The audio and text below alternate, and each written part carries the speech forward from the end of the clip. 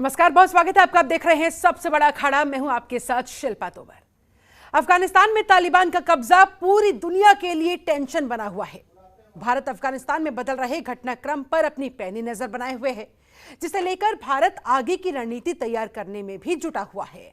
अब सवाल है, अफगानिस्तान को लेकर क्या होगा भारत का रुख? तालिबान को लेकर क्या रहेगी हिंदुस्तान की रणनीति? सवाल अफगान में महिलाओं की सुरक्षा का है, सवाल अफगानिस्तान के साथ हिंदुस्तान के पुराने रिश्ते का है, सवाल आतंकवाद का भी है, सवाल अफगान में फंसे भारतीय नागरिकों का है, अफगान में भारत का निवेश का है। अफगानिस्तान में लगातार बदल रहे समीकरण को लेकर हिंदुस्तान वेट एंड वॉच की स्थिति में है। आगे की रणनीति भारत की क्या रहेगी, इस पर सरकार का मंथन लगातार चल रहा है। इसे लेकर आज एक बड़ी बैठक भी हुई। मोदी सरकार ने सर्वदलीय बैठक बुलाई, जिसमें 31 राजनीतिक पार्टियों के 37 नेता मौजूद थे और अफगानिस्तान के हालातों पर चर्चा हुई। सरकार ने सभी के सवालों का बेहिचक जवाब देने का दावा किया। ऑपरेशन देवी शक्ति के जरिए अब तक 800 से ज्यादा भारतीयों को वापस हिंदुस्तान लाया जा चुका है, उनकी वतन वापसी हो चुकी है। वहीं अन्य पार्टियां भी इस मसले पर पूरी तरह से सरकार के साथ खड़ी है। दूसरी तरफ अफगानिस्तान में तालिबान के कब्जे का पाकिस्तान और चीन ने खुले मन से स्वागत किया, तो वहीं रूस इस मामले में नर्म दिखाई दिया। लेकिन जब से अफगानिस्तान की सत्ता पर बंदूकधारी तालिबानियों ने कब्जा किया, तब से जम्मू कश्मीर में भी आतंकी गतिविधियां बढ़ गई है, जिससे अंदाजा लगाया जा रहा है कि आतंकी किसी बड़ी प्लानिंग में है। लेकिन हिंदुस्तान ने पहले ही साफ कर दिया कि आतंकवाद के मसले पर कोई समझौता नहीं होगा। और हां, पाकिस्तान इस मुगालते में ना रहे कि तालिबान के सहारे वो कश्मीर को कब्जाने के अपने नापाक मंसूबों में कामयाब हो जाएगा। कश्मीर हमारा था, है और रहेगा। जो ज्यादा जरूरत करेगा वो मुंह की खाएगा। आज की चर्चा इसी मुद्दे पर, लेकिन पहले जरा सुनिए अफगानिस्तान के मसले पर जो सर्वदलीय बैठक हुई, इसके बाद राजनेताओं ने किस तरह से प्रतिक्रिया दी। फिर करेंगे चर्चा की शुरुआत। ऐसा है, आप वहां काबुल की स्थिति, अफगानिस्तान की स्थिति तो देख रहे हैं। अभी इस सिचुएशन में, जब वहां सिचुएशन सेटल डाउन नहीं हुआ, अगर आपके जो पॉलिसी, आगे की पॉलिसी के सवाल जो हैं, आप इसमें आपको थोड़ा और पेशेंस दिखाना होगा। देखो, ये किसी को संतुष्ट होना नहीं होने की बात नहीं, ये तो देश का मामला है और लोगों के हित में, देश के हित में हम एकजुट होकर काम करना है।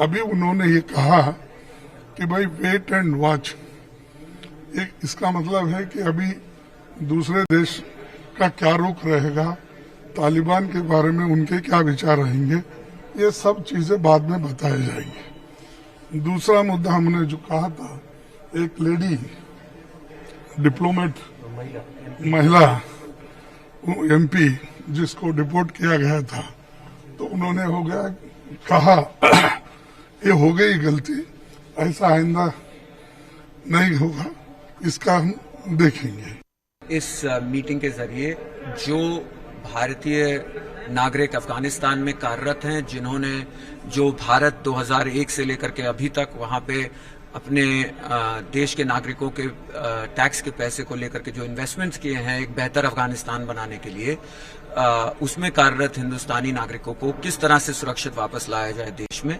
इसके ऊपर सरकार से स्पष्टीकरण मांगे, जो कि सरकार ने अपने वक्तव्य में दिया।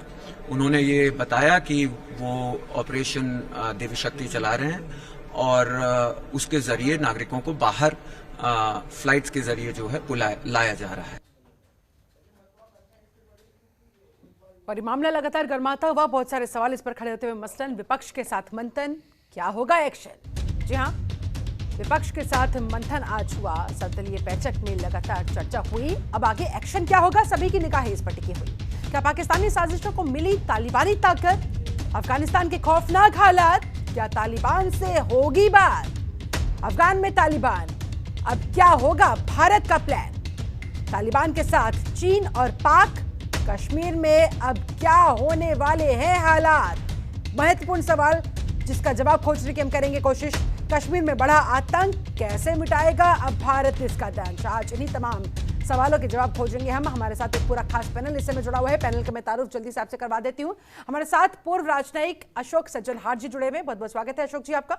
हमारे साथ major general AK Chaturvedi ji रक्षा विशेषज्ञ के तौर पर मौजूद है, बहुत स्वागत है आपका। मेजर जनरल अनुज माथुर रक्षा विशेषज्ञ के तौर पर हमारे साथ मौजूद है, आपका भी बहुत स्वागत है। विंग कमांडर अनुमा आचार्य जी रक्षा विशेषज्ञ के तौर पर स्टूडियो में मौजूद है। बहुत स्वागत है आपका। अमित रैना जी कश्मीर एक्सपर्ट हमारे साथ जुड़े हुए हैं, बहुत स्वागत है आपका। रवि पाराशर भी हमारे साथ इस स्टूडियो में मौजूद है, वरिष्ठ पत्रकार है, आपका भी बहुत बहुत स्वागत करती हूँ। चर्चा की शुरुआत अमित रैना जी आपके साथ करना चाहूंगी।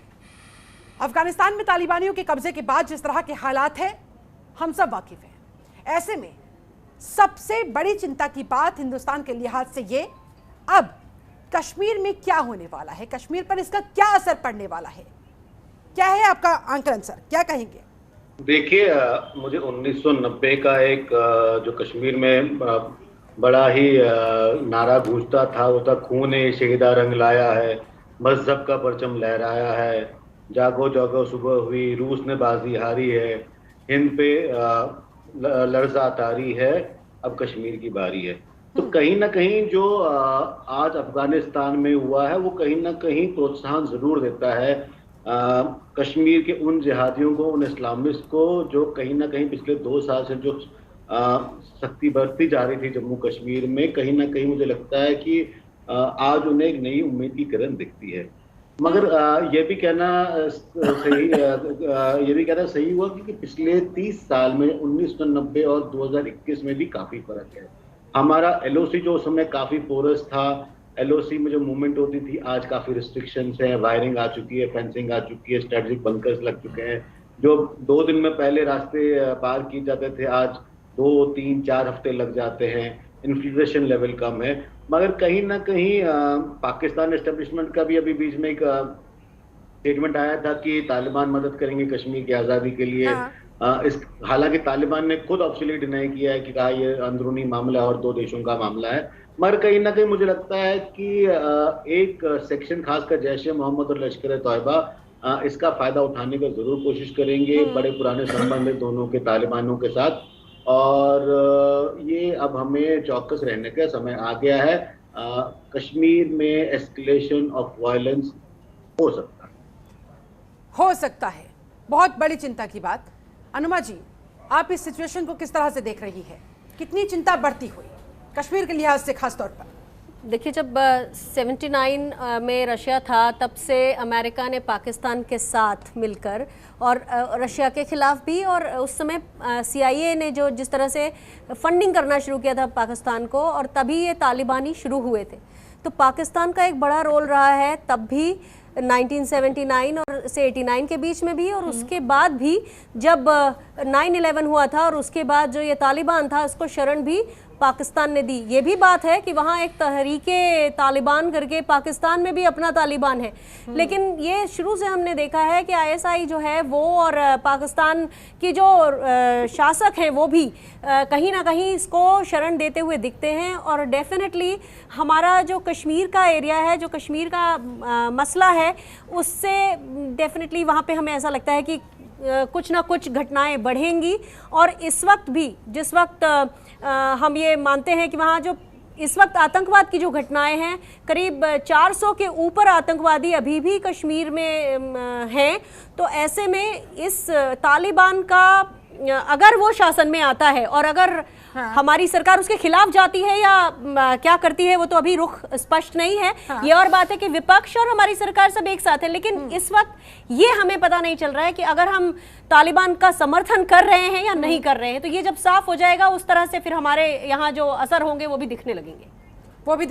यानी कि फिलहाल इंतजार करना होगा भारत की रणनीति का, आगे के रुख का। अनुज माथुर जी, क्या वाकई में इस समय जो सिचुएशन है, क्या पाकिस्तानी साजिशों को कहीं ना कहीं तालिबानी ताकत मिलती हुई, और ये हिंदुस्तान के लिए चिंता की बात, अभी से अलर्ट हो जाने की आवश्यकता? देखिए 2 बातें हैं आपने बोली। मैं सबसे पहली बात तो आपको ये बताता हूं कि अलर्ट होने का जहां तक सवाल है, हमें हमेशा अलर्ट रहना चाहिए। ये देश की सुरक्षा का प्रश्न है, और जब देश की सुरक्षा का प्रश्न है तो हम हमेशा अलर्ट रहते रहे और रहेंगे। जहां तक सवाल मेरे को ये लग रहा है कि जो पाकिस्तान का हाथ है तालिबान को सरकार में लाने का, हमें इस बात को कैश करना चाहिए। पाकिस्तान ने एक तालिबान को वहां पर पहले तैयार किया और फिर उसको अफगानिस्तान में सत्ता पकड़ा दी। और उसके बाद वहां पर उसके अंदर ही अफगानिस्तान में ही अलकायदा और आईसिस के सुर ऑलरेडी सुनाई देने लग गए हैं। अब पाकिस्तान ने जब क्योंकि वहां पर यह सत्ता पहुंचाई है, तो पाकिस्तान की अब ये वहां जिम्मेवारी है कि वो यकीन करे कि वहां पर किसी प्रकार की अफगानिस्तान में आतंकवादी गतिविधियां और उनको वो ना बढ़े, क्योंकि उसमें इंटरेस्ट चीन का भी है। अगर चीन वहां पर इन्वेस्टमेंट करेगा, चीन को अपना स्ट्रेटेजिक वो डेप्थ बनाने के लिए न केवल पाकिस्तान की आवश्यकता है, अफगानिस्तान चीन की भी आवश्यकता है। चीन भी चाहता है कि सेंट्रल एशिया में वो एक बहुत डिसाइसिव फैक्टर बन के उभरे, और उसके लिए उसको जरूरी है कि जो पाकिस्तान अफगानिस्तान में उसका कंट्रोल नहीं। मेरी बात एक तो इसका असर हमारे ऊपर जो पड़ने वाला है, हमें ये करना चाहिए कि पाकिस्तान की जिम्मेवारी है स्क्वायरली तो इस बात को रोके। जहां तक सवाल कश्मीर का है, ये लाजमी है कि उनको ताकत मिली है कि जिस प्रकार से अफगानिस्तान में सत्ता हस्तांतरण हो गया बिना किसी उसके, तो उन्हें लग रहा है कि वो इस प्रकार ये कश्मीर में भी कर पाएंगे, जो कि ऐसा होने वाला मेरे हिसाब से नहीं है। आप कश्मीर के लोगों की हालत देखिए। बुरहान वानी, जिसको कि पाकिस्तान में उसके कोई दिवस मनाया जाता है, उस बुरहान वानी के फादर ने 15 अगस्त को अपने घर पे तिरंगा झंडा फहराया है। ये एक बहुत वेलकम चेंज है कश्मीर में, जो इस बात को हमें यकीन दिलाएगा कि कोई किसी भी प्रकार की पाकिस्तान का मिसएडवेंचर आतंकवादी गतिविधियों में और अदरवाइज गतिविधियों में होगा तो वो उसको मुंह की खानी पड़ेगी, मुझे इसमें कोई शक नहीं है। लेकिन हमें तैयारी करनी पड़ेगी। ये बढ़ने वाला है टेररिस्ट एक्टिविटी, तो उसके लिए हमें जितना भी तैयारी इन टर्म्स ऑफ लोगों को इक्विप करना, फोर्सेस को इक्विप करना, अपना कमांड एंड कंट्रोल स्ट्रक्चर को रिवैम्प करना, ये सब तैयारियां हमें करके रखनी पड़ेंगी, क्योंकि ये बात लाजमी है, निश्चित है कि जो उनको अपलिफ्ट मिला है अफगानिस्तान में तालिबान की सक्सेस से, उसका असर जम्मू कश्मीर में थोड़ा थोड़ा होने वाला है। तैयारी हमें रखनी पड़ेगी, वेट एंड वॉच। ठीक है, ए.के. चतुर्वेदी जी, आपको क्या लग रहा है? आप कितने सहमत अनुज माथुर जी की बात से, और क्या कुछ होने वाला है अब कश्मीर के अंदर? हमें कितने सतर्क रहने की आवश्यकता और अधिक लेवल पर? देखिए, एक फौज का असूल होता है कि जब तक अगर आप तैयारी रखोगे तो हर कॉन्टिंजेंसी के लिए आप हमेशा तैयार रहोगे और आप उसका मुकाबला कर सकते हो। ठीक। तो ये फौज का तो ये प्रोफेशनलिज्म है, उसके लिए तैयार रहेंगे। और इसका एक मल्टी लेयर्ड डिफेंस मैकेनिज्म है दो तरीके से। एक तरीका तो ये है कि जो पाकिस्तान से क्रॉस बॉर्डर टेररिज्म का जो अंदर आना है उसको कैसे स्टेप बाय स्टेप चेक होना है, तो वो एक सिक्योरिटी मैट्रिक्स बनी हुई है। दूसरी, विद इन वैली में एक इंटेलिजेंस नेटवर्क बेस्ड एक सिस्टम होता है जिसके ऊपर क्विक रिएक्शन किया जा सकता है। अगर आप गौर करो, जैसा कि माथुर साहब ने बताया कि बुरहान वानी को मारा गया था, उसके बाद जो भी एक उनका लीडर आता है वो 10-15 दिन में उसका फैसला हो जाता है। इसका मतलब इससे क्या दो चीज़ें निकल के आ रही हैं कि हमारी जो इलेक्ट्रॉनिक्स इंटेलिजेंस और ह्यूमन इंटेल, ये दोनों ही मजबूत होती जा रही हैं। तो जहाँ अच्छा, दूसरा ट्रूप्स टू टास्क का जो रेशियो है, अफगानिस्तान में तालिबान का जो ट्रूप्स टू टास्क रेशियो था, 70,000 आदमी जिस एरिया में थे वो कश्मीर का करीब 10 गुना है। तो यहाँ पे जो उनका ट्रूप्स टू टास्क रेशियो है वो मच हायर है इंडियन आर्मी का। तो ये इतनी अच्छा, तीसरी चीज़ जो थी अफगानिस्तान में जो ANA थी उसकी अपनी समस्याएं थी, जिसकी वजह से वो अपने को टास्क के रिलेट ही नहीं कर पा रहे थे कि उनका ऑब्जेक्टिव क्या होना चाहिए। यहाँ हिंदुस्तान की जो आर्म फोर्सेस हैं और जो कोऑर्डिनेटेड पुलिस के साथ उनका महकमा है वो बहुत कोऑर्डिनेटेड है। तो इसमें किसी तरह कोई पहली चीज़। नंबर 2 चीज़, जहाँ तक ये एस्केलेशन का सवाल है, इसमें आज एक स्टेटमेंट आया है कि अब तालिबान ने बोला है, जो उनके मुजाहिद साहब हैं, कि शायद हिंदुस्तान को अब थोड़ा इस पर सकारात्मक रुख दिखाना चाहिए। इससे क्या हो रहा है कि तालिबान के जो इंटरनल कॉन्ट्रडिक्शन है वो सामने आ रहे हैं। उसमें जो हक्कानी नेटवर्क है वो पूरा ISI की आर्मी है, तो ISI का जोर इसका मतलब बढ़ रहा है। और जो मुल्ला बरादर है जो कि अमेरिकन इंटरेस्ट के लिए हैं, उनका थोड़ा इतना नहीं है। और इस वजह से मुझे लग रहा है, आपने उसके पहले थोड़ी देर पहले रशिया नरम हो रहा है क्योंकि ताजिकिस्तान से एक स्टेटमेंट आया। ताजिकिस्तान उनके लिए बहुत महत्वपूर्ण है। तो मुझे लग रहा है कि ये सिचुएशन अभी काफ़ी फ्लूइड है। इसके ऊपर हमको निगाह रखने की जरूरत है। ठीक है। और कोई जल्दबाजी में कदम किसी तरह का लेना अनावश्यक होगा, लेकिन जिसको कहते हैं कि हमारी भाषा में इसीलिए बोलते हैं फिलहाल कि भारत पाउडर जो सरकार है, वेट एंड गन वॉच की पाउडर स्थिति है, में वो ड्राई फूंक कर रहना कदम चाहिए रखना और चाहती जब है। जरूरत हो उसका इस्तेमाल कर सके। ठीक है सर, आऊंगी आपके पास। रवि पाराशर जी, क्या पाकिस्तान इसी मौके के लिए बैठा हुआ था, इसी मौके की तलाश में था कि कोई सपोर्ट सिस्टम उसे मिल जाए, और तालिबान के रूप में उसे मिल गया? शिल्पा देखिए, स्ट्रेटेजिकली ये बात समझना बहुत आसान है, कोई बहुत इसमें कोई पेच नहीं है कि पाकिस्तान अब बहुत प्रसन्नता, मन ही मन उसके लड्डू फूट रहे हैं, जैसा कि हम देख भी रहे हैं वहाँ के हुक्मरानों के जो बयान आ रहे हैं। हाँ।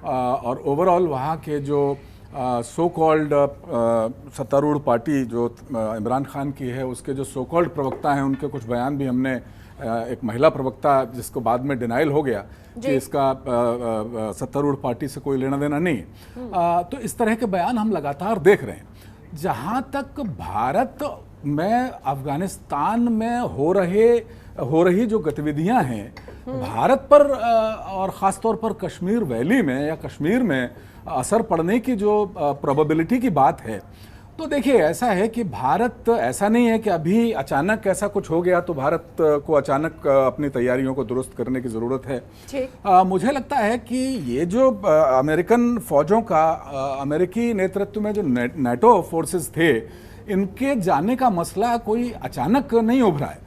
ये अमेरिका में बड़ा मसला था और ट्रंप शासन के सामने बहुत मुखर तौर पर ये मामला चल रहा था, और ट्रंप ने भी कई बार घोषणा की थी कि हम अफगानिस्तान से अपनी फोर्सेस को लाएंगे।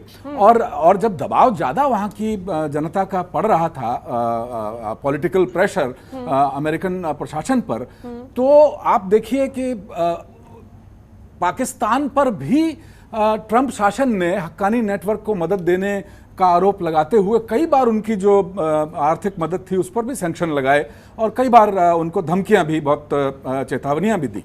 तो ऐसा नहीं है कि भारत को ये पता नहीं होगा कि ऐसा कुछ अफगानिस्तान में अपने ठीक पड़ोस में होने जा रहा है, और तभी से हमने कोई रणनीति अपनी नहीं बनाई होगी, बाकायदा बनाई है। और बातें तो यहाँ तक मीडिया में हैं कि भारत भी बातचीत में कई स्तरों पर शामिल हो चुका है, डायरेक्ट भी और अपने जो कूटनीतिक पहलू हैं उनके माध्यम से भी।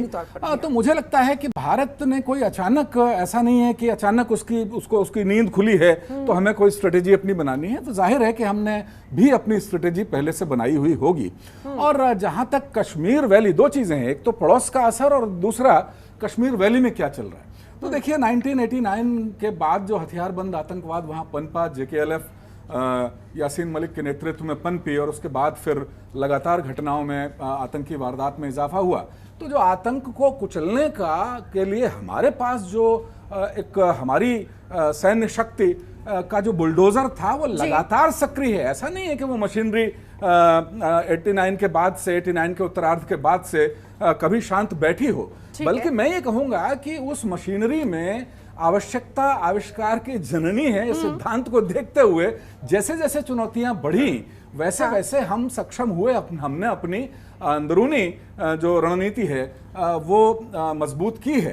तो और तीसरी बात यह है कि तालिबान अभी स्टेबल होना चाहेगा। अभी तो देखिए बहुत जल्दबाजी है, अभी तालिबान में भी कई फाड़ हैं, कई गुट नजर आ रहे हैं। और अंतर्राष्ट्रीय स्तर पर जिस तरह से IMF ने सैंक्शन लगाए, या और अंतर्राष्ट्रीय स्तर पर जो बड़ी संस्थाएं हैं, चाहे वो आर्थिक सैंक्शंस की बात हो या और दूसरे सैंक्शंस की बात हो, तो अभी अफगानिस्तान की स्थिति पूरी तरह स्टेबल होने में भी समय लगेगा। तो मुझे लगता है कि अभी तत्काल कश्मीर वैली में अचानक पाकिस्तान अगर ये मंसूबा पाले हुए है कि तालिबान की मदद से वो अचानक तत्काल कोई इंसर्जेंसी का लेवल बढ़ा देगा, तो ये थोड़ा सा अभी मुझे लगता नहीं है। और दूसरी बात ये है कि अभी अगस्त खत्म होने होगा, सितंबर अब थोड़े जाड़े का मौसम भी आने वाला है, तो घुसपैठ या उस तरह की जो प्रयास होते हैं वो जाड़े में अमूमन कम होते हैं। हमारे पास अपनी स्ट्रेटेजी को और दुरुस्त करने, अफगानिस्तान में धूल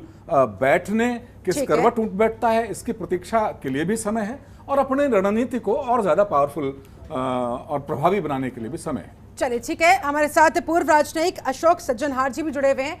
अशोक जी, आप राजनयिक रहे हैं, ऐसे में आपके एक्सपीरियंस से समझना चाहेंगे अब अफगानिस्तान में तालिबान, भारत का क्या होगा प्लान, या क्या होना चाहिए भारत का प्लान, क्या कहते हैं सर आप?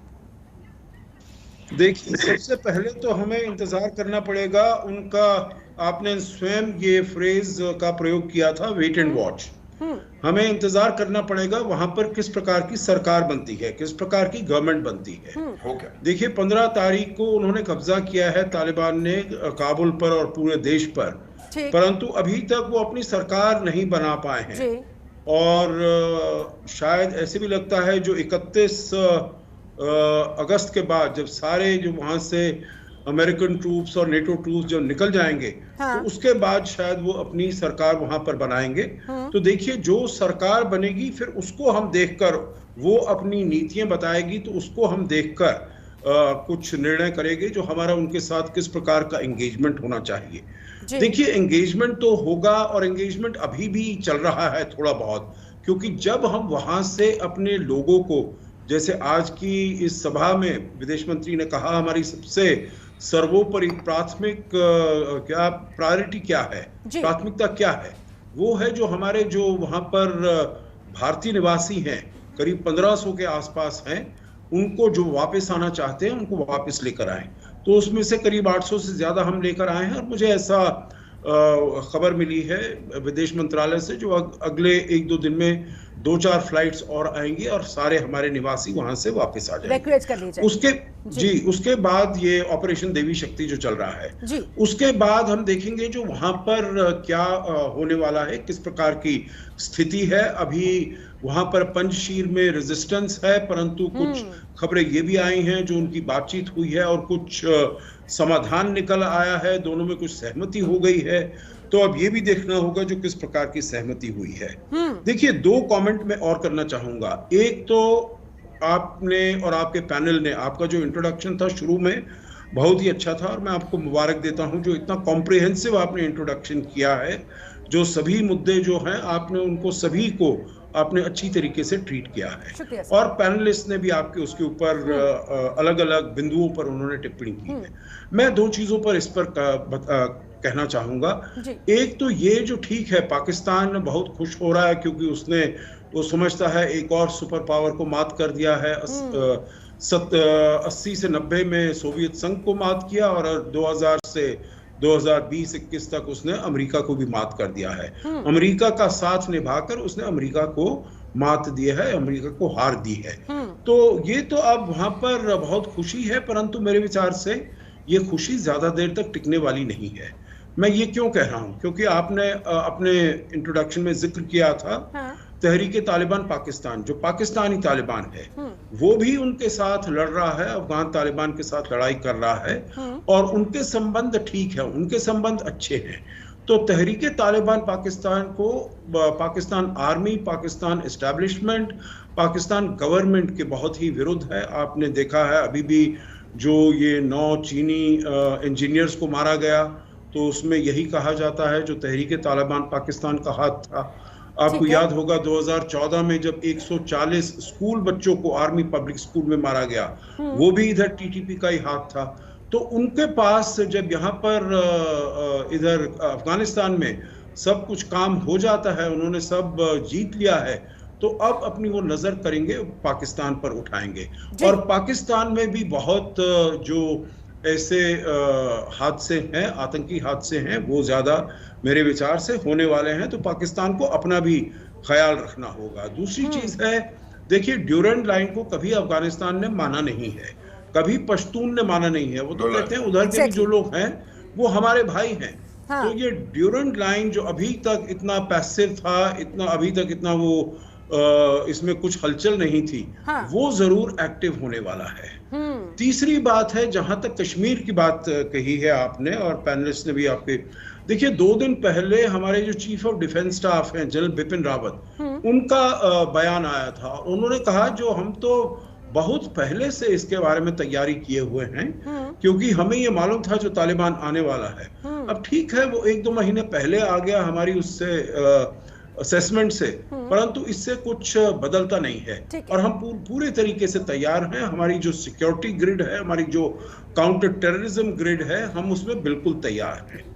देखिए तीसरी बात है, क्योंकि जो तालिबान है, अब बहुत लोग बात करते हैं जो तालिबान में कुछ बदलाव हुआ है, तालिबान वैसा ही है या कुछ उसमें अंतर है। हाँ। तो मैं ये कहूंगा जो कम से कम वो 20 साल के तजुर्बे से वो कुछ तो सीखे होंगे, जो उन्होंने वहां पर 1996 से लेकर 2001 तक उन्होंने अल कायदा को अपने यहाँ पूरी तरीके से छूट दे दी और उस वजह से 9/11 हुआ अटैक वहां पर अमेरिका पर, और उसके बाद उनको 20 साल सत्ता से हाथ धोना पड़ा और तब वो आए। तो कुछ तो उन्हें सबक मिला होगा, कुछ तो उन्होंने सीखा होगा, इस पर भी सबकी निगाहें होगा। तो हुई है बदलाव की बात, ये दावा तो वो कर रहा है तालिबान, लेकिन किस हद तक उस पर विश्वास किया जाए ये भी बहुत बड़ा सवाल बना हुआ है। चलिए आप सभी खास मेहमान मेरे साथ बने रहे, फिलहाल मेरी मजबूरी है यहाँ पर बहुत छोटे से ब्रेक के लिए मुझे रुकना होगा। ब्रेक के बाद लौटेंगे, चर्चा को आगे बढ़ाएंगे। बार बार जो बात कही जा रही है कि wait and watch, wait and watch, wait and watch की स्थिति अभी फिलहाल कुल मिलाकर कही जा सकती है, लेकिन वहीं दूसरी तरफ तालिबान को खुद को नहीं पता कि वो क्या होगा, क्या नहीं होगा, कैसे होगा। वो खुद अभी स्पष्ट तौर पर वहां पर जद्दोजहद में लगा हुआ है। तो क्या पाकिस्तान खामखा खुश हो रहा है? बात करेंगे इस वक्त की बड़ी खबर की, काबुल एयरपोर्ट से। जी हां, काबुल एयरपोर्ट पर बड़े धमाके की खबर है, कई लोगों के हताहत होने की भी खबर है। काबुल एयरपोर्ट पर हुआ बड़ा धमाका और इस धमाके में कई लोगों के हताहत होने की खबर, कई लोगों के घायल होने की खबर। हमारे साथ एक पूरा खास पैनल लगातार जुड़ा हुआ। रवि पाराशर जी, कहीं ना कहीं जिस बात की आशंका थी वही सच साबित होता हुआ नजर आ रहा है। काबुल एयरपोर्ट पर हुआ है बड़ा धमाका, कई सारे लोग हताहत हो गए, अफरा तफरी का माहौल रहा इस समय। अमेरिका, ब्रिटेन और ऑस्ट्रेलिया की तरफ से ये चेतावनी लगातार आ रही थी कल से ही कि लोग वहाँ सावधान रहें, कोई हमला काबुल एयरपोर्ट पर हो सकता है। तो वो आशंका मुझे लगता है कि उनकी सही साबित हुई है अभी, क्योंकि ये तत्काल की खबर है। तो कितना नुकसान हुआ है धमाके की, अमेरिकी रक्षा मंत्रालय ने इस ब्लास्ट की पुष्टि की है। हाँ, तो अभी नुकसान कितना हुआ है, क्या इसके सीधे कारण रहे हैं, कोई तीसरा फैक्टर भी है क्या? तालिबान और अफगानी लोगों या जो लोग और देशों के वहाँ पर हैं, उनके अलावा कोई तीसरा फैक्टर भी कोई सक्रिय होता हुआ नजर आ रहा है क्या? ये जानना बहुत दिलचस्प रहेगा। देखिए, जो हम लोग ब्रेक में जाने से पहले बात कर रहे थे पाकिस्तान और अपने जम्मू कश्मीर, तो पाकिस्तान, अशोक जी ने बहुत सही बात कही कि उसको थोड़ा सा और छील दिया जाए, तराश दिया जाए। तो देखिए, पाकिस्तान तो बहुत दिनों से जम्मू कश्मीर में अस्थिरता फैलाने का प्रयास लगातार कर ही रहा है, इसमें कोई शक किसी को है नहीं। न भारत को है, न विश्व बिरादरी को है। और पाकिस्तान तो अपनी स्थिति जानता ही है। लेकिन अब जो डेवलपमेंट पाकिस्तान के ठीक बगल में हुआ है और 3 वीटो पावर्स सीधे सीधे इन्वॉल्व्ड इस पूरे कूटनीतिक रणनीतिक घटनाक्रम में है, ऐसे में पाकिस्तान को जो हिंदुस्तान से अलग होकर बना है, जिसकी जड़ें हिंदुस्तान में है, उसको भारत के माइथोलॉजिकल जो चीज़ें हैं उनकी तरफ ध्यान रखना चाहिए। और एक भस्मासुर का मिथ हमारे यहाँ है, उसको यह ज़रूर याद रखना चाहिए कि कई बार ऐसी परिस्थितियाँ उत्पन्न हो सकती हैं कि आप जिसको पालते पोसते हैं दूसरों को साधने के लिए और नेगेटिवली डील करने के लिए, कई बार वो चीज़ें खुद के भी पीछे पड़ जाती हैं भस्मासुर के तौर पर, फिर जान बचा के भागना पड़ता है। तो पाकिस्तान के लिए खुश होने के लिए, खुशफहमी पाले रखने के लिए ऐसी बहुत सारी वजह नहीं है कि। और दूसरी चीज़ जो सारे हमारे वक्ता कह रहे हैं कि चाइना, और जैसा मैंने भी कहा कि अभी वहां धूल बैठी नहीं है, अभी तालिबान की सत्ता इंक्लूसिव गवर्नमेंट बनती है। जैसा कि उन्होंने पहली प्रेस कॉन्फ्रेंस में कहा था कि महिलाएं भी सरकार में होंगी, दूसरे लोग भी, जो हक्कानी नेटवर्क है, हक्कानी नेटवर्क तो होगा। अब नॉर्दर्न अलायंस से आपने बताया कि कोई समझौता हुआ है, तो क्या नॉर्दर्न अलायंस भी सरकार का हिस्सा होगा, या कौन कौन से जो स्टेक होल्डर्स हैं वो सरकार या अंतरिम प्रबंधन या अंतिम प्रबंधन के हिस्सेदार होंगे। ऐसे में चाइना को ये कहा जा रहा है कि उसको आर्थिक हित साधने, उसको मिनरल का एक बहुत बड़ा खजाना वहाँ पे मिलने वाला है। लेकिन अगर आर्थिक हित चाइना को साधने हैं, या पाकिस्तान की दृष्टि भी उस तरह से उस क्षेत्र पे है, तो जाहिर है कि तालिबान भी अपने आर्थिक रूप से अपने आप को मजबूत करना चाहेंगे ही भविष्य में उत्तरोत्तर। ऐसे में अगर पूरे अफगानिस्तान समेत पूरे पड़ोस में अगर आतंकवादी गतिविधियां ही होती रहेंगी, तो फिर आर्थिक हित चाइना साधेगा कैसे?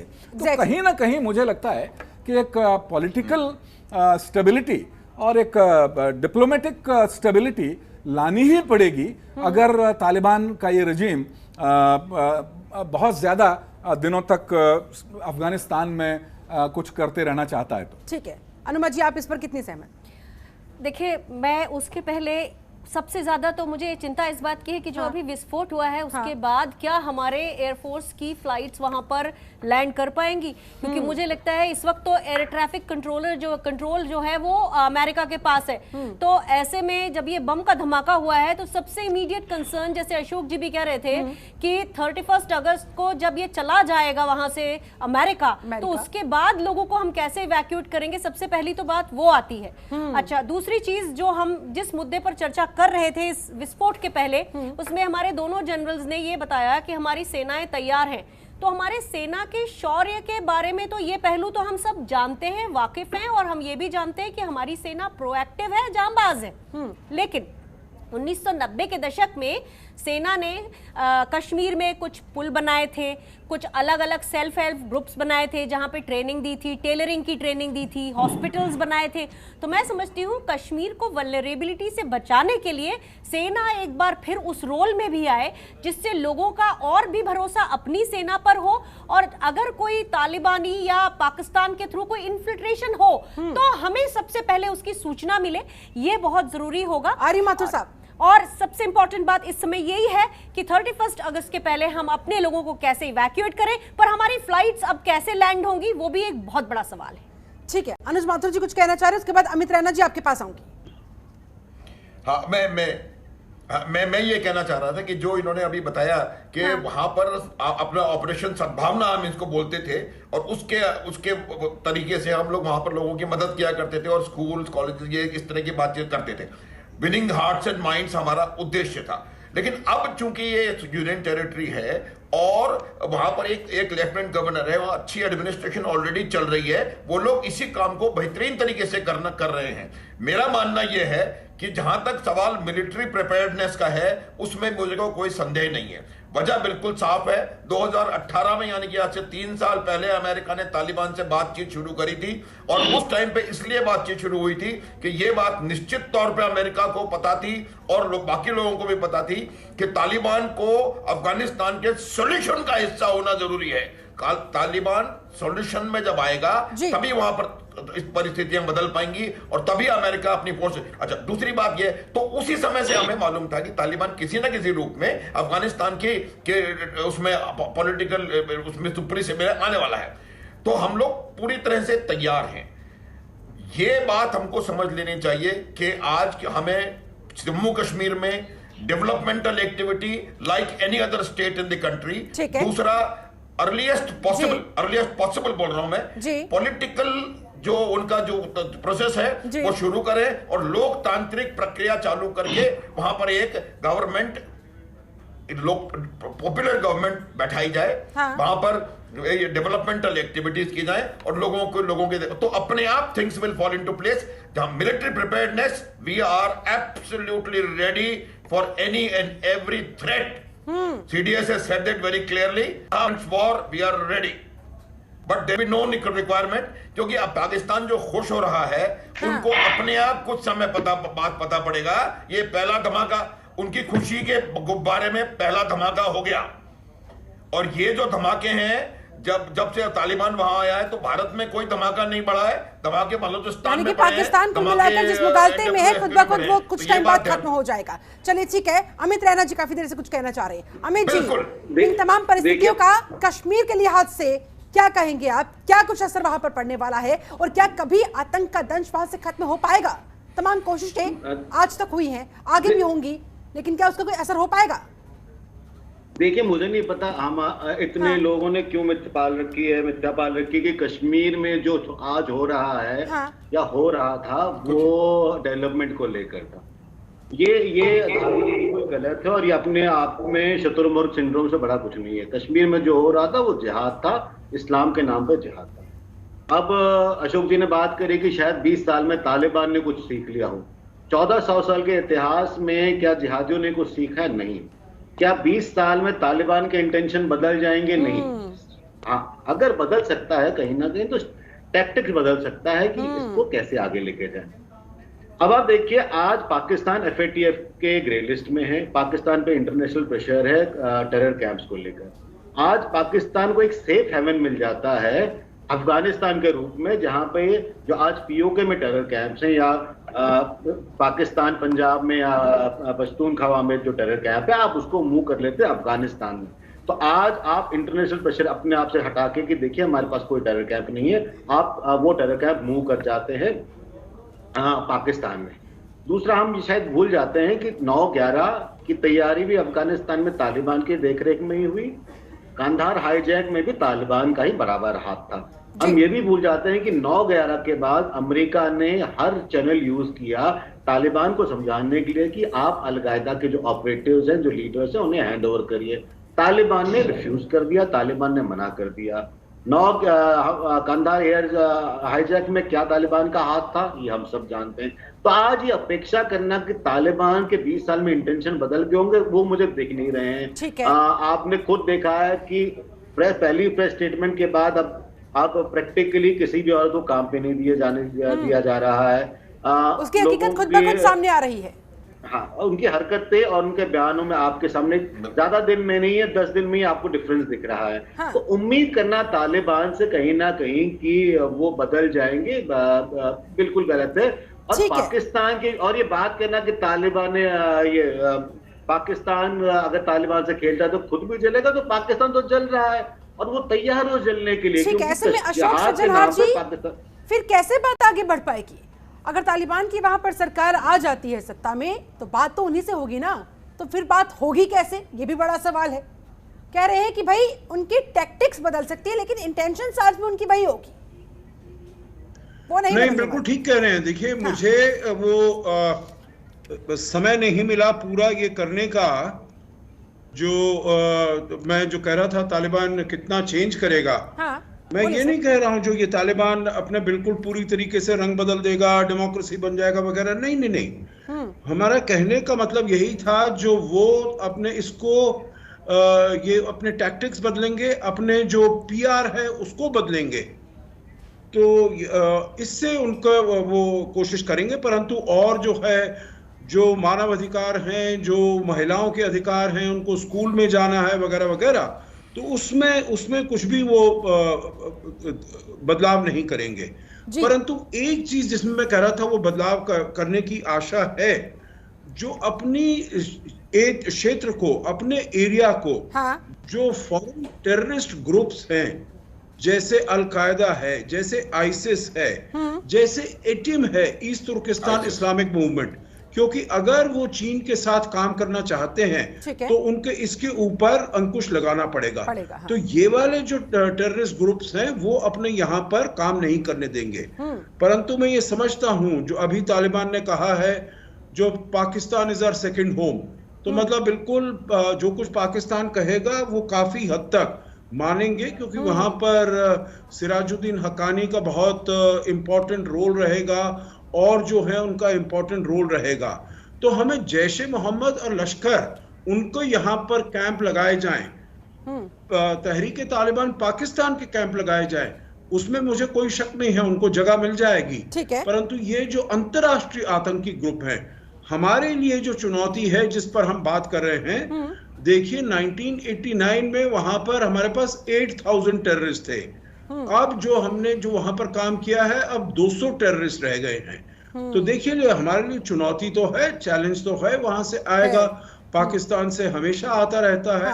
अभी 24-25 फरवरी को उन्होंने जो ये किया है, सीज फायर हुआ है, तो उसके तहत कम वहां से हो रहा है, नहीं हो रहा है सीज फायर, परंतु हम पूरे तरीके से तैयार हैं। जो भी चुनौती आएगी, जो भी जैश करेगा, जो भी लश्कर करेगा, उसको जूझने के लिए हम पूरे तरीके से तैयार हैं।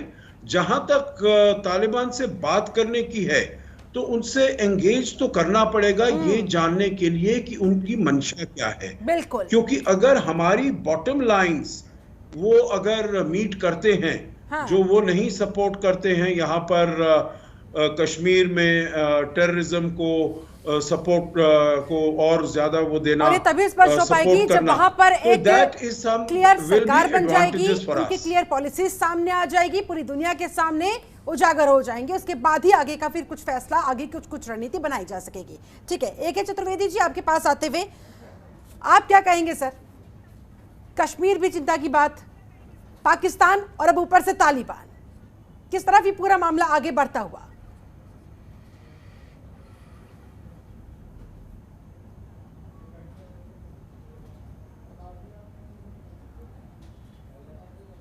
वो है IS खोरासान। तो ये जो है, ये उन्होंने जो किया है, तो वो दिखाने के लिए कि हम भी स्टेक होल्डर हैं, नंबर 1। नंबर 2, जो विंग कमांडर आचार्य ने बोला, ये आज एक उसका उदाहरण फ्रांस ने दे दिया। जब उन्होंने टेक ऑफ किया तो उन्होंने स्वेज का इस्तेमाल किया कि अगर कोई बाहर से कोई स्ट्रेंजर यूज कर रहा है तो उसको उसके अगेंस्ट एक्शन लिया जा सकता है। तो ये जो है, हम लोगों को ये offensive landing and offensive take off के लिए वहां से तैयार होना पड़ेगा, अपने लोगों को निकालने के लिए। 2, नंबर 3, हम लोग एक बहुत बड़े मुगालते में हैं कि तालिबान तालिबान तालिबान। नो सॉरी, तालिबान में बहुत अलग अलग इसमें अपने कॉन्ट्रडिक्शंस हैं। पहली चीज, अखुंदजादे जो उनके स्पिरिचुअल उनके हेड हैं, उन्होंने जब बने भी थे तो उन्होंने बोला था कि अल-कायदा से उनकी अल्मान जवारी के साथ उनकी अच्छी इक्वेशन है। तो आज भी उन्होंने कहा है, एक तालिबान ने मुजाहिद ने स्टेटमेंट दिया है, जो उनके ऑफिशियल स्पोक्समैन है, कि 9/11 में अलकायदा का तो कोई हाथ ही नहीं था। तो अलकायदा को फिर से वहां से मौका मिलेगा। Now second thing is, Sirajuddin Haqqani और जो हक्कानी गुट पूरा का पूरा है, ये पूरा का पूरा ISI की एक फौज है। तो उसके बाबत उन्होंने बोला है कि उन्होंने का जो स्टेटमेंट एक और आया कि कश्मीर में इंडिया को सकारात्मक रुख अपनाना चाहिए। सो देयरफॉर हम लोगों को, जो सज्जन हार साहब कह रहे हैं, बड़ी अच्छी बात उन्होंने बोली, एंगेज करना पड़ेगा, तो जान के उनका इंटेंशन क्या है। इसके साथ ही साथ एक इंटरनेशनल इक्वेशन हम लोगों को वहां जरूर देखनी पड़ेगी। आपने देखा पहले रशियंस ने, कुबलोव ने ये बोला था कि 7 साल से हम इनको मूव कर रहे थे, लेकिन सदी जहां से वो ताजिक अगर आज जो पॉलिसी होके बोल रहे हैं कि हम पंजशीर वैली का साथ देंगे, वो इसलिए कह रहे हैं, वो उनके ऊपर शय है रशिया की। तो चाइना जो इधर आने ETIM का जो है उसको एक खतरा है, लेकिन साथ ही साथ इकोनॉमिक इंटरेस्ट है उसका, क्योंकि जो सबसे बड़ी चीज है जो लिथियम है, उसका लिथियम जो है it is essential for the battery of electric car, और वो चाइना उसको चाहता है। 1 ट्रिलियन जो है प्रोस्पेक्टेड कॉस्ट है, तो 1 ट्रिलियन है। तो मेरे ख्याल में we haven't heard the last, इसमें बहुत कुछ हो रहा है। कश्मीर में जहाँ तक सवाल है, ये कहना कि जो सद्भावना वगैरह अब इतनी उसकी आवश्यकता नहीं है, लोगों को मालूम है। जैसा कि मासूम साहब ने बहुत अच्छी बात बोली कि बुरहान वानी के फादर ही झंडा लहरा रहे हैं, इसका मतलब उनको भी लग रहा है कि कुछ और डिफरेंस है। तो आज की तारीख में जरूरत यह है कि फौज मजबूती से अपने ऑब्जेक्टिव के लिए तैयार है, जो हमारे CDS ने क्लियर कर दिया। तो मुझे लगता है कि जहाँ स्टेप 1 कि कश्मीर के लिए हमें तैयार रहना चाहिए। तालिबान या पाकिस्तान ट्राई टू एस्केलेट। लेकिन सर चिंता की ज्यादा बात यह है ना कि जो स्लीपिंग सेल्स होंगे, जो कहीं ना कहीं दबे छुपे बैठे होंगे, उन्हें एक ताकत मिल गई है, अंदरूनी ताकत मिल गई है, उन्हें एक उम्मीद की किरण नजर आने लगी है कि शायद अब हमारे नापाक मंसूबे कामयाब हो जाए। जी तो इसमें जो है पहला स्टेप तो कश्मीर के लिए आपको तैयार, एक इंटरनेशनल सिचुएशन, क्योंकि Mullah Baradar suddenly becoming marginalised in this कहानी कि अखुंदजादे और हक्कानी नेटवर्क के बीच में वो एक तरह से कहा जाए कि वो सैंडविच हुए जा रहे हैं। तो अमेरिकन इंटरेस्ट यहाँ पे कॉम्प्रोमाइज होने लगे हैं। तो मुझे लगता है कि दूसरा हमको इंटरनेशनल सिचुएशन बहुत गौर करना है और हमारे जितने लोग हैं जितने जल्दी हो सके उनको वहां से निकालना है, वहां से उनको इवैक्यूएट करना होगा। अभी हमारा और हमारी सरकार का फोकस भी इसी तरफ है। एस जयशंकर ने खुद अपनी प्रेस कॉन्फ्रेंस में ये बात कही है, कबूल किया है। चलिए ठीक है, मेरे पास समय कमी है, जल्दी से आप सभी का मैं फाइनल रिएक्शन लेना चाहूंगी। अमित रैना जी, सबसे पहले आपका फाइनल रिएक्शन, क्या उम्मीद है सर बात को आगे? नहीं, हमें कॉशियस रहना पड़ेगा। मैंने पहले भी कहा कि 30 साल में काफी कुछ बदल चुका है। हमारे फोर्सेस स्ट्रॉन्गर हैं, एलओसी पे ये विजिल स्ट्रॉन्गर है, नंबर ऑफ टेररिस्ट आज ऑपरेट जो कर रहे हैं जम्मू कश्मीर में कम है। मगर हमें भूलना नहीं चाहिए कि इतिहास से सबक सीखना चाहिए। 90 में जब जिस तरह से प्रोत्साहन मिला रूस रशिया के अफगानिस्तान से निकलने का, तो आज भी काफी स्लीपर सेल्स को, काफी आतंकवादियों को, काफी सिंपथाइजर्स को शायद प्रोत्साहन मिलेगा, मोटिवेशन मिलेगा कि शायद अब हम ये जीत सकते हैं। तो वो सब आपको चेक करना पड़ेगा और उन्हें कंट्रोल में रखना पड़ेगा। सिचुएशन उतनी खराब नहीं है, मगर इसका मतलब नहीं कि हम अपना चौकस छोड़ दें। इतिहास से सीखकर हमें आगे बढ़ना होगा। चलिए ठीक है, अनुज माथुर जी, आपका फाइनल कमेंट सर। मैं यही कहना चाहता हूं कि ना हम लोग 1991 में हैं, ना हमारी आर्मी 1991 की है, ना हमारी तैयारी 1991 वाली है। तो अगर मान लीजिए थोड़ा बहुत इसमें एस्केलेशन होता भी है, तो उससे हमें कोई अंतर नहीं पड़ेगा। हम लोग पूरी तरह सक्षम और तैयार हैं किसी भी प्रकार की कार्रवाई से निपटने के लिए। बात दूसरी ये है कि हमें अफगानिस्तान के करंट डिस्पेंसेशन के साथ मिलाप करने में कोई जल्दबाजी करने की आवश्यकता नहीं है। Wait and watch. जल्दबाजी करने की इसलिए आवश्यकता नहीं है कि हमें यह अभी तक क्लियर नहीं हो रहा है कि वहां पर किस प्रकार का डिस्पेंसेशन होगा, किस प्रकार से वहां की सरकार बनेगी। हमको इतना आसान लग रहा है। जो सलाह हैं जो कि जवाब धीज एंटी पाकिस्तान, कई ऑर्गेनाइजेशंस प्रो पाकिस्तान है, तो उनका जब आपस में एक बार क्लियर हो जाएगा, एक बार एक सरकार वहां पर किसी प्रकार से बन जाएगी, तब कहीं जाके हमको उनसे एंगेज करने के लिए तरीका ढूंढना पड़ेगा। उसके लिए भी लेकिन करना होगा इंतजार। चलिए ठीक है, अनुमाचार्य जी फाइनल कमेंट तैयार हैं। बातचीत करते समय रवि जी ने कहा था कि अभी धूल बैठ रही है और ये सब होने में थोड़ा वक्त लगेगा, पर मेरा ऐसा मानना है कि जो प्रेडिक्शन हुए थे कि तालिबान जो है उसको आने में 3 से 6 महीने लगेंगे, वो तो कुछ दिनों की बात में हो गया। और ऐसे ही अभी बातचीत जो हुई है पंजशीर में, शायद अमरुल्ला सालेह और अहमद मसूद के तालिबान के साथ बात हुई है, और उस बात होने के बाद अगर काबुल में धमाका हो रहा है तो एक्चुअली ये देखने की बात होगी कि आगे चल के परिस्थितियां कौन सा रुख ले रही हैं, और हम अपनी तरफ से प्रोएक्टिवली तैयार है ही, हमारी आर्म फोर्सेस तैयार है। ठीक है, रवि पाराशर से फाइनल कमेंट आपका। सब लोगों ने बिल्कुल सही बात कही है। हमें अंतर्राष्ट्रीय जो हालात हैं अफगानिस्तान को लेकर, उनकी तरफ से बिल्कुल भी आंखें नहीं मूंदनी है, बल्कि प्रोएक्टिव होकर के पूरे प्रोसेस में शामिल रहना है। और जैसा कि मेजर जनरल अनुज माथुर ने कहा कि हड़बड़ी करने की कोई ज़रूरत नहीं है। Let us wait and watch. और उसके साथ साथ हमें अपने जो अंदरूनी हालात हैं, क्योंकि जैसा शिल्पा आपने कहा कि स्लीपर सेल उनका भी मनोबल थोड़ा बढ़ा होगा, तो हमें अपना जो विजिलेंस है अंदरूनी जो देश के अंदर है उसको मजबूत करना होगा। और जाड़े तक यानी अगले मार्च तक मुझे लगता है कि ऑपरेशन ऑल आउट की गति थोड़ी सी और स्ट्राइकिंग रेट बढ़ाना पड़ेगा, क्योंकि अब जैसा मैंने कहा कि जाड़े आने वाले हैं तो घुसपैठ की आशंकाएं कम होती हैं। ऐसे में जितना कमर हम तोड़ सकें, ताकि अगर कोई आतंकी कोशिश भी करे तो कहीं ना कहीं एक डायरेक्ट मैसेज उन तक पहुंचे, वो संदेश उन तक पहुंचे। ठीक है, अशोक सज्जनार जी, जाते जाते सर आपका फाइनल कमेंट, क्या कहना चाहेंगे आप? क्या उम्मीद है अभी आगे फिलहाल इस सिचुएशन के हिसाब से? और जो कर रहा है उसको हमें कंपेयर करना चाहिए, तभी अपना डिसीजन लेना चाहिए। क्योंकि कहने को तो बड़ी मीठी मीठी बातें करते हैं, परंतु जो करते हैं वो काफी बार बिल्कुल ही विपरीत करते हैं। तो एक तो ये देखना होगा जो वो वॉक द टॉक करते हैं या नहीं करते हैं। ठीक है। और बाद में जब हम एंगेज करते हैं तो हमें देखना होगा हमारे हितों की कितनी रक्षा होती है, क्योंकि हम जानते हैं no permanent friends, no permanent enemies, only interest are permanent. ठीक है तो सर। अपने हितों को हमें प्रोटेक्ट करना होगा, सेफगार्ड करना होगा ठीक और है। प्रमोट करना होगा। चलिए, बहुत बहुत शुक्रिया आप सभी खास मेहमानों का मेरे साथ इस चर्चा में शामिल होने के लिए, समय निकालने के लिए बहुत बहुत धन्यवाद, बहुत बहुत शुक्रिया। तो कुल मिलाकर भारत इस समय किसी जल्दबाजी में नहीं है, फूक फूक कर कदम रख रहा है, वेट एंड वॉच की रणनीति के साथ आगे बढ़ रहा है। तालिबान में जैसे जैसे चीजें क्लियर होती जाएंगी वैसे वैसे हिंदुस्तान भी अपनी रणनीति के साथ स्पष्टता के साथ आगे बढ़ता जाएगा। उसके लिए फिलहाल करना होगा इंतजार। चलिए, मेरे साथ इस खास चर्चा में जुड़ने के लिए आप सभी का बहुत बहुत शुक्रिया। आप बने रहे जनतंत्र टीवी के साथ। नमस्कार। खबरों के निष्पक्ष विश्लेषण के लिए सब्सक्राइब करें Jantantra TV and press the bell icon. Never miss any update.